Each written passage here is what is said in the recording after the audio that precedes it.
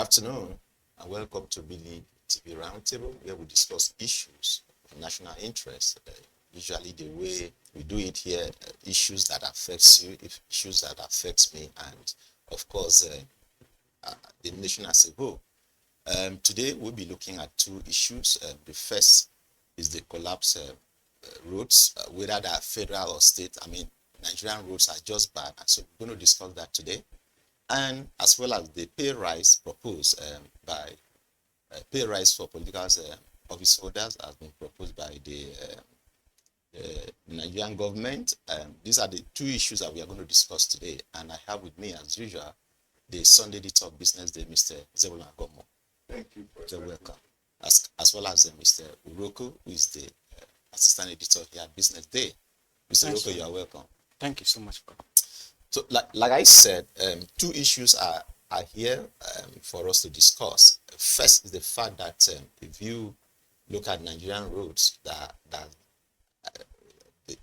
are things that you can describe as collapsed. I think that's the best way to actually describe the state of Nigerian roads. And whether you are looking at it from the northwest, northeast, north central, southwest, southeast. Any part of the country you go, you discover that the roads are just bad, just in a terrible state of disrepair.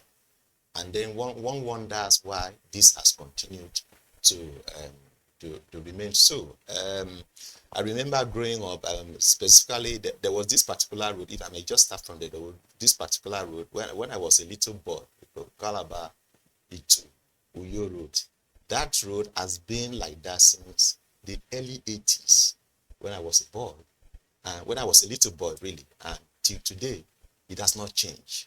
And so keep hearing, accident, loss of life, and what have you. And then that, of course, also, you also find that across various parts of the country, whether in the north or the south. And one wonders why things have remained the same decades after. We can never say we have any relief, so to say, from the state of roads in the country. And I just wonder, Mr. Uroko, I'm going to start with you. How come we haven't been able to overcome the issues of roads, in Nigeria? Whereas in other places, in other climes, road is no longer their challenge. Thank you for that question. The reason the roads are the way they are, or the reasons are many. And let me just start by giving these little statistics. The total length of road in Nigeria has 195,000 kilometer length of roads. And out of this 195,000 kilometers, only 60,000 are said to be paved. When roads are paved, you know that they are smooth, they are hard, they are motorable. They are motorable. Then out of this 195,000, 36 belong to the federal government. 36,000 belong to the federal government. And according to the Infrastructure Concession Regulatory Commission, which oversees the award of contract for the development of infrastructure in the country, only 34% of that 36 that belongs to the federal government is motorable. So the rest, that's terrible, are in terrible state. And of course, as you said earlier in your introductory speech, they are all over the place. We are talking about Benin Asaba Road, or we are talking about Lagos, Enugu Onitsha Road, that have been perpetually in bad condition. I remember my first attempt at driving from Lagos to my hometown, 2006. Which is our hometown now. About almost 20 years. So your hometown. Okay, I'm in Enugu State. Okay, fine, right. Okay. And I come from the northern part of Enugu State. Enugu is precisely. So I remember driving from my town to Onitsha in 2 hours then. Interesting. 2 hours. Now, if you want to drive from my town today to Onitsha, you'll be struggling between 4 and 5 hours. That's serious. That tells you that rather than getting better, things are getting It's worse. And the only thing I think I should say in this your question is the federal government makes a hell of noise about improving road infrastructure. That they are doing that, always rolling out number of kilometers they have done. And it's like nothing is improving. If you go through Benin, from Benin to Asaba, assuming you are going this way, or from Asaba to Benin, it takes you almost 2 hours because of the nature of the road. You find that there are so many trucks that are trapped in all those ditches and gutters that you have there in that stretch of road. Then it is like that all in other places. You are just talking about one road that is your part of the country that have been there since when you were young. Of course, we don't know when you were young. But the truth remains that roads have remained bad in the country because of one lack of maintenance. At the time, the country came up with a body called FEMA, Federal Maintenance Roof and Maintenance Agencies. FEMA, nobody's hearing about FEMA these days. Why? Because the government wants to appropriate everything. And this is a country where the cost of maintaining a road, 1 kilometer of road, is as high as 3.7 billion to do one road in Nigeria. That can build almost a whole 20 kilometer road in other jurisdictions. So if roads are not good, it's understandable. And when we're talking about bad road, remember that all federal roads are highways. Some of them are super highways. They run connect so many communities, connect states.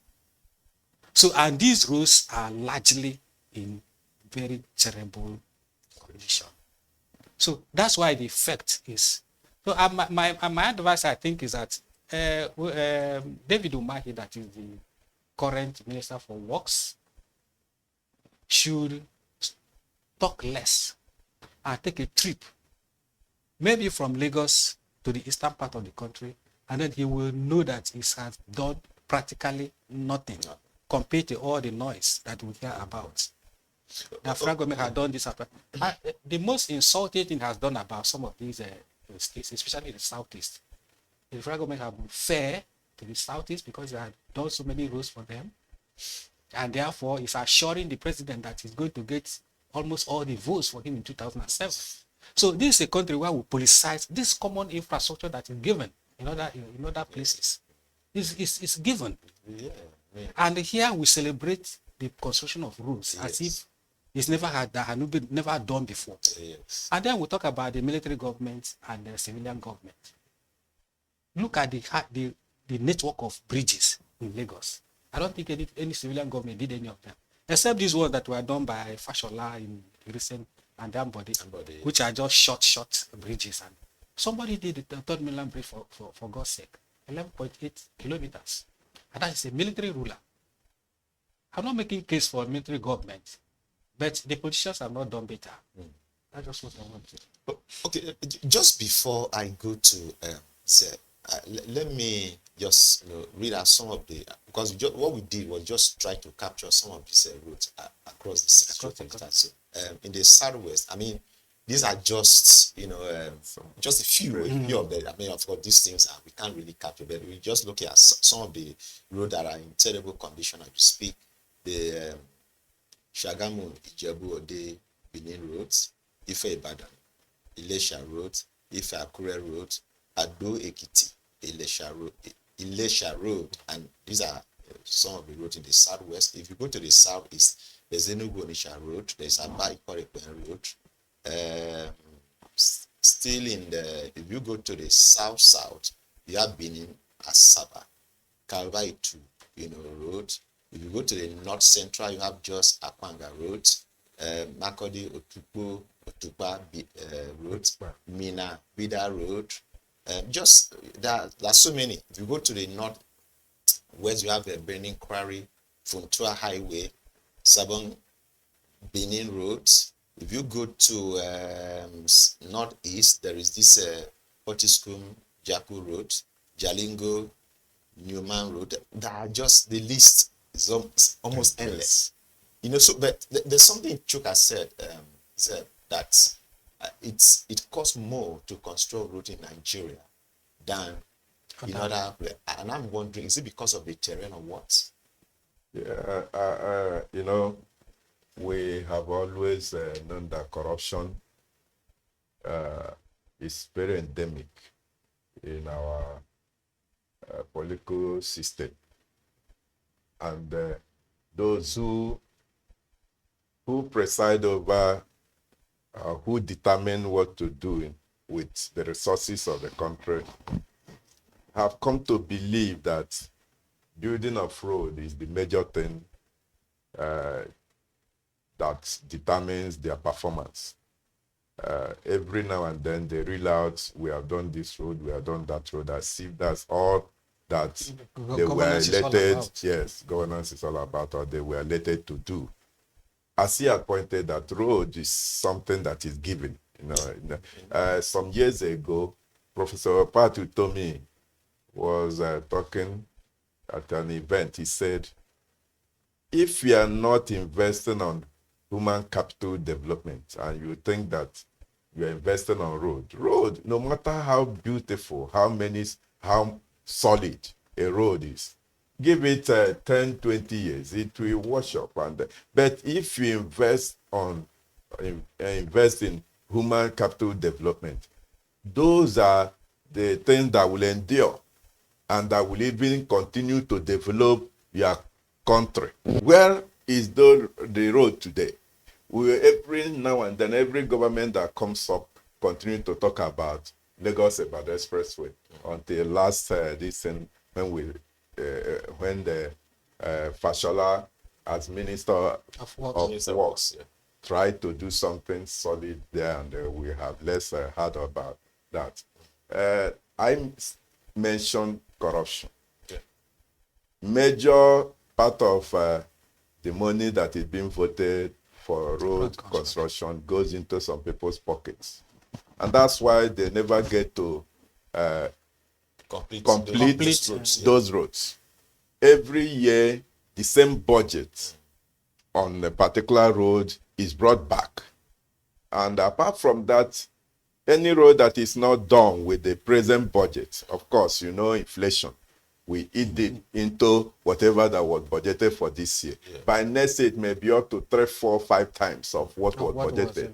Because they were not. In fact, these days, we are hearing that even when contractors are mobilized, the money is not paid, or part of the money is being paid. They release in piecemeal that will not even enable them to complete those roads. Here are really some projects that have been done across the country. In the month of May, I had the opportunity of traveling to southeast, major part of the southeast. I flew to Owerri. From Owerri, I did on the road Owerri to Aba. Then from Aba to Abakaliki. From Abakaliki to Enugu. And I saw that at least there had been something is going on in terms of reconstruction and paving of the roads. But that cannot be said for Enugu Onisha. That axis is really bad. And by July 4th, when I was going for my father-in-law burial, Bini was a no-go area. In fact, rain was falling that day. We could not even go through the bypass because it's a write-off. People said, if you go there, you could be trapped, and these bad boys will waylay you. To pass Benin took us 2 hours because we had to move inside the villages and before we reconnect. So as we speak, Benin, I think, is the worst on that axis now. When you are going from Shagamu to Benin, Eastern part of it is eastern part of the country. Benin, I don't know what is happening, and we believe that with the huge money that is accruing to the states this time, if the federal government, for whatever reason, is not forthcoming, the state government that is getting for the this sake of their part, people. yes. So do not wait for the federal government to, because for Christ's sake, it is being used by your people.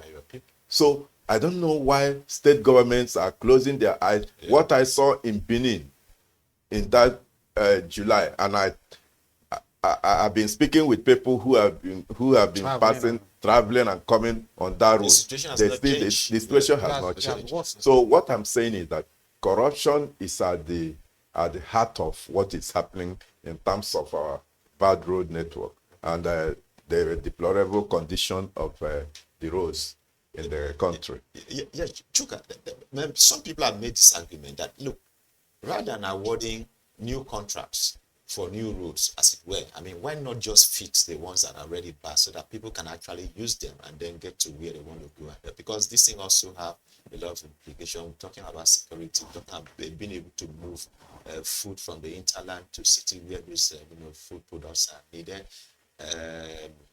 They delay the traffic and all of that, the wear and tear on vehicles.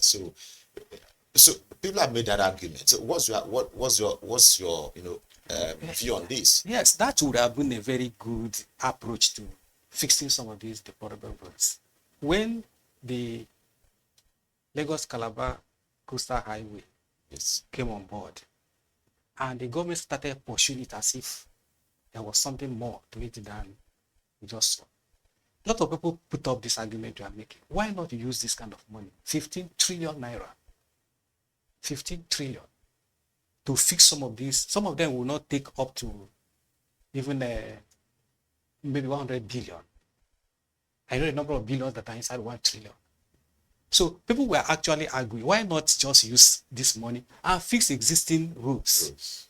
I will always have Babatunde Fashola as my fan in terms of his reasoning. When Fashola was the Minister for Works, he prioritized routes according to their economic viability. Okay, this place takes us to so place, this takes us to so place. And therefore, we have to fix it first and foremost.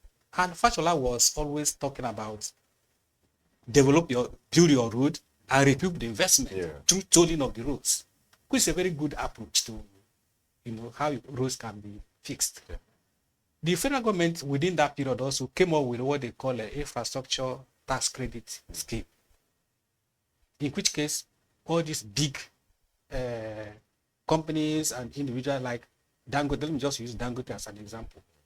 Dangote had used that to build so many roads, and you build concrete roads, which will, according to him, if you listen to Dangote, he will tell you that it will last 2 generations.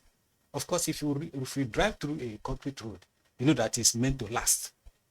But because that thing doesn't go directly to the government, they're not emphasizing that, they're not prioritizing that scheme. Yeah. That option. Because it is that option. Yeah. Because if you are the one bringing your tax credit, instead of paying tax to the government, you now use it to build the road for the interest of the people. And the government doesn't want that kind of thing because they want the money to come to them first. So they can award the contract. They want to award the contract and do whatever they want to do with it. Just as my colleague said, when money is voted for a road project, if that road does well, it will not take maybe 50% of that allocation. And then the rest goes back to the government. Not that all the money was utilized, they will still retire the money. Yeah. And then by next year, it is awarded again at a higher cost. Why they save money from what it should have just spent and left, nobody knows why. It is just best known to the government people. But the truth remains that the government is not thinking so much about the people. Because if you build roads, you connect cities, connect communities, connect states, And then it will help trade. It will help a lot of things, movement within the city or within the country. But you find that for political reasons, sometimes some of these rules some areas are favored more than others. Sorry to use Southeast as an example, not because I'm from that part of the country, but Southeast rules are left as a punishment for the people of that part of the country. Because you remember when Buhari, for instance, was in government, he was telling you that South is just a dot in the circle. And which means it's when you have already gone around the time you remember this small spot. And you cannot talk about a region that gave you 5% vote when you have 95 somewhere. A good leader doesn't reason that way. And remember that Lagos Ibadan Expressway, for instance, will link you to Benin, Onitsha. From Onitsha, you get to Enugu. From Enugu, you get to the northern part of the country. So if you do these routes, you are not helping just the eastern travelers. You are helping the entire country. And as these roads improve, so will commerce improve. So will the economy of Lagos, for instance, improve. So will the economy of Onitsha, Anambra State improve. But government is not reasoning that way. It's about how do we do it so that somebody will feel it. Somebody somewhere will feel it. And when they feel it, maybe by next tomorrow, they will change their thinking. Forgetting that the way you can change somebody's mindset is by letting him understand that, oh, you are part of me. Yes. Not because, oh, you go somewhere and then we are not part of us and things like that. So it is misplacement of priority, and then government doesn't really look at the bigger picture in whatever it does. It's about this parochial thinking. It's about us today, and today. About because today. we are in power today. What do we get? You don't forget that some of these the money voted for infrastructure is also part of it. It's alleged to be used for running or rather prosecuting elections. So any government in power has the opportunity, the privilege of awarding contracts and using part of it to do whatever they want to do. And that's why somebody flew the cat. They just maybe wanted to test the waters. That you want to rebuild Third Mainland Bridge at the cost of 3.6 trillion naira. 3.6 trillion.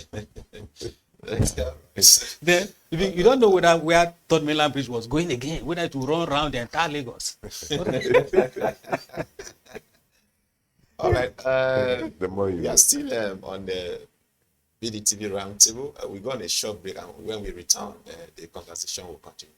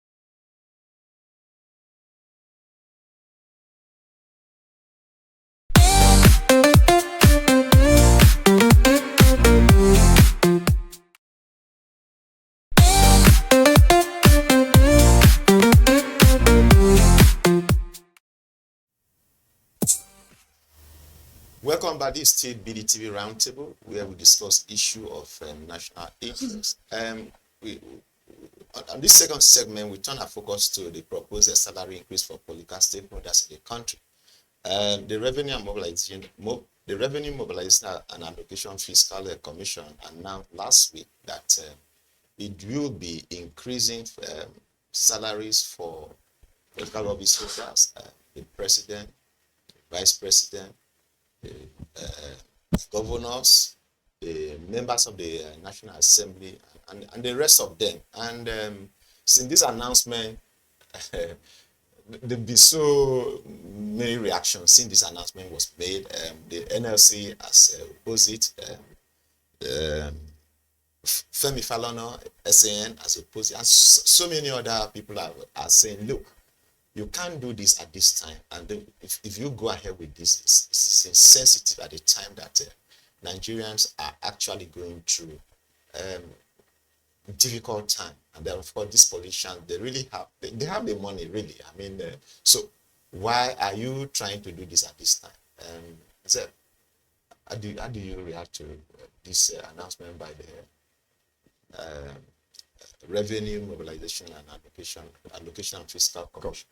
Yeah, thank you very much. You see, it depends on the part of the elephant you are touching. We are told about 10 blind men that went to feel a huge elephant. Each and every one of them touched particular part of the elephant and described the elephant based on what they felt. So in this case, we are seeing those politicians as big men because of the way they appear in public and all that. The truth of the matter also is that these men, the responsibilities hanging on their neck may be killing them, because every now and then people will come to them crying and they are doling out money, and they are members of their constituencies and all that. But be that as it may, that just trivializing a very important issue. But I can say that it's very insensitive on the part of whoever that mooted this idea in the first place. If you are looking at where we are in this country, that some people, some institutions, even international organizations have described Nigeria as a poverty headquarter because of the poverty level, the endemic nature of poverty in this country. And someone would be callous enough to move the idea of raising the salaries of certain politicians and those who are even inflicting these injuries on the poor people. It is very callous, to say the least. Because when the NLC was moving for the increase in the minimum wage of workers, the sing-song then was that this was not the right time, and it was pegged at 70,000. I don't know what anybody could do with 70,000 at this time. And those we are thinking who are also spending the money that belongs to everybody, they are now making case for themselves for salary rates. And it's insensitive. Because if we are talking about salary is not, they are not living on their salaries. Look at the members of the National Assembly, for instance. If you know the kind of money they are getting, it will baffle you. And how many times do they even sit at the National Assembly? Every day they're on recess. And each sitting day, every plenary, you look at, everywhere is empty. They never form any quorum reasonably. And bills are debated, motions are passed, and nothing by few people. Yet people are telling you that they need more money. Governors that are getting all manner of money, and these security votes that remain issue of controversy that somebody described as bottomless pit in terms of hugeness. Yet we are making case for them for salary raise. It's insensitive and it's wicked. So every Nigerian will be out here watching at them and say, are these people really our leaders? If they are our leaders, they cannot put us into the poverty level we have sunken into, and they are making case for their own salary raise. I think the time is inauspicious. The time does not permit such a thing. If you say that things are hard, every one of us should make sacrifice. You cannot be living large. You cannot be enjoying yourself, and we are telling other people to tighten their belts. Okay, thank you. Chuka, I come to you. The chairman of the Revenue and the Mobilization and Allocation and Fiscal Commission, Mr. Mohammed Bello, said President Tinubu's salary, or President's salary, not Bello, not Tinubu's salary, it was the salary of the president is 1.5 million. The salaries of the minister is 1 million, and of course others like that. But there's something here that he said that people are really. He said this salary now, they've been on this salary scale since 2008. And so I want to, could it be that because this commission has a responsibility to fix the salary of political office holders, right? So could it be that because they have no job to do, it's like since 2008 that they did this last, and so they've been sitting idle, doing nothing. Could it be that they have they want some work to do, so they will not be accused of doing nothing since 2008? Could it be the reason why they are proposing this? That's a very interesting joke. But I want to believe that decisions people make or take should reflect prevailing circumstances. If you are in a circumstance where, or let me say within a small enclave where majority of people are crying that there's no food, and you are thinking of how much of what you have will be thrown away because they are occupying some space, that would be very, very reckless. It is insensitive, as he said. The idea of even thinking about the fact that somebody sat down and started thinking about raising salary of, we are talking about 1 million for one month. For ministers. Or for ministers. Yes, we are not talking about maybe government. Let us assume that these people don't even collect any other allowance. They are living on 1 million. That same, most of these people, big men they don't have big families. I don't know why it is like that. Most people who have money have small families. And those who don't have, their families are many. So you are looking at an average civil servant in Nigeria who may have maybe 5 children and is living on 70,000 naira. Then somebody who has 2 children being taken care of by the government, because the families of these people are fed and clothed by the government. You are proposing to increase from 1 million to somewhere else. Then you ask yourself, how many 70,000 is in 1 million? How many? Can you count the number of 70,000 naira that is in 1 million? Then the civil servant is expected to manage his money from the first day of any month to the last day. That same man who earns 1 million is also expected to manage it from day one. Yes, I agree with you that my colleague here that those who have actually more responsibilities, more dependence, people actually pester them more than they do. So, of course, nobody goes to civil servant to say, give me money. But to find that most of the actions these politicians take is for selfish interest. If you see a politician who is doing community, doing something for his community, buying materials for empowerment, and is looking at 2027. Yes. Not because he likes you so much. So that by the time he gives you a sewing machine, gives you a keke, gives you any other thing, you can die for that person. So that you remain there to remember you again tomorrow. So they are not our friends. And that's why they're even thinking about that kind of thing. Don't be surprised that tomorrow or next, this thing will be done. Because they just say it, watch reactions, and we already captured the people. Nobody who cannot react, who cannot talk. Even NLC is just a toothless bulldog, especially since the last 10 to let me say in the last 5 years.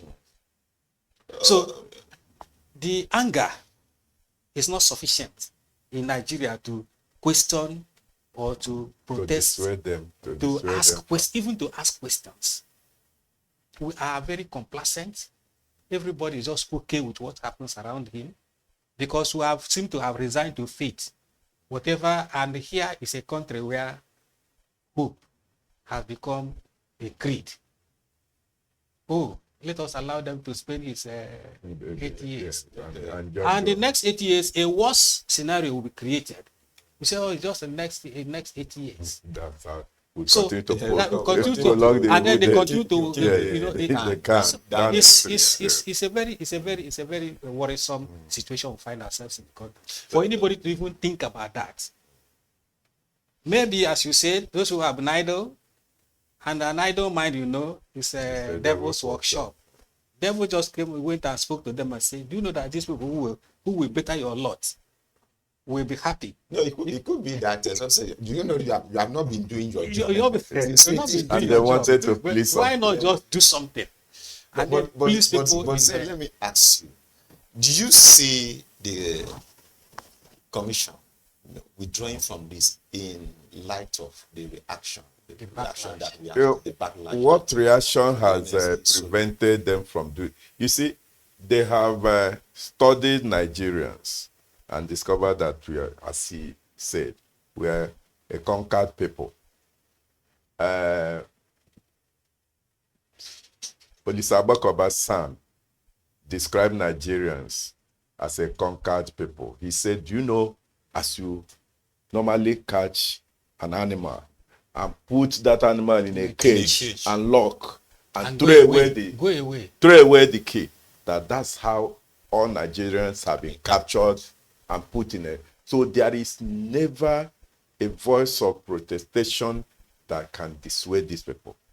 It's unfortunate that those who are inflicting this pain on the people are the people making case for their salary raise. Unless Akinyele, former Minister of Information always say, there's always a quote he normally say. He said, that which touches us most must be last served. Those people should know that they are well off more than the ordinary person on the streets. That which touches them most should be the last thing they should be thinking about. They should be thinking about how to better the lot of the ordinary man, the majority that are languishing in penury. Thank you so much. This is where we're going to draw the curtain for today. Thank you for watching, and please be a day with us Wednesday next week as we come your way again. My name is Joshua Bassey. Thank you. Thank you. Thank you so much for this.